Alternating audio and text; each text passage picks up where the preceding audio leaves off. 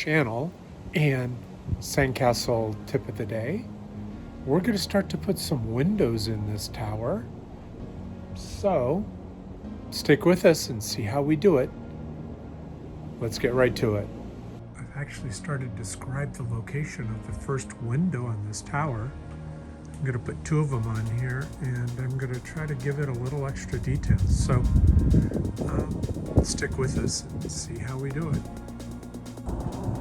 Okay, I've got the layout of the windows, 2 of them, and I start carving from the outside edge to protect the outside edge.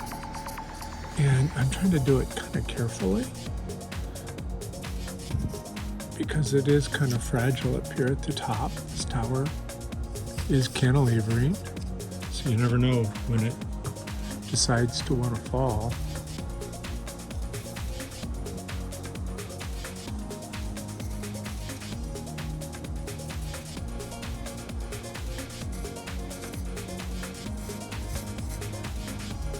And I like to do my windows slightly beveled and then deep.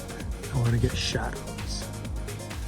And the window in this particular building, in this tower, will give it a ledge on the bottom too. I've got these windows cut quite deep, so it almost looks like the building's hollow, and that someone could be inside that tower.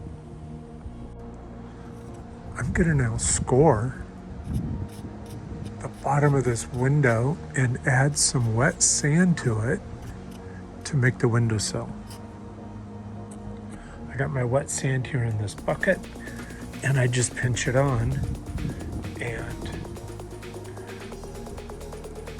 it'll make for a real cool windowsill.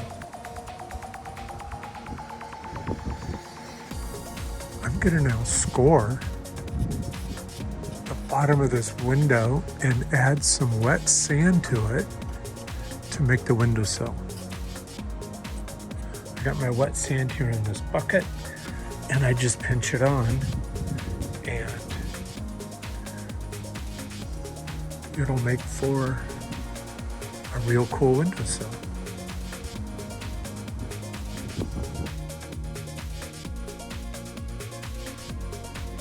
So we got the windowsills on. We pinched a little bit more sand than we need, and then we trim it down to a final fit, and those windowsills will work out perfect.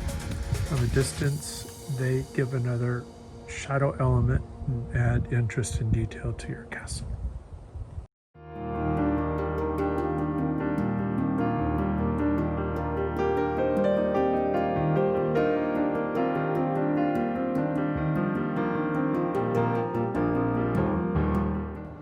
Those windows are looking pretty good. If you liked this Sandcastle tip of the day, smash the like button. Remember to subscribe so you don't miss our next Sandcastle tip of the day. We'll see you back real soon. Bye.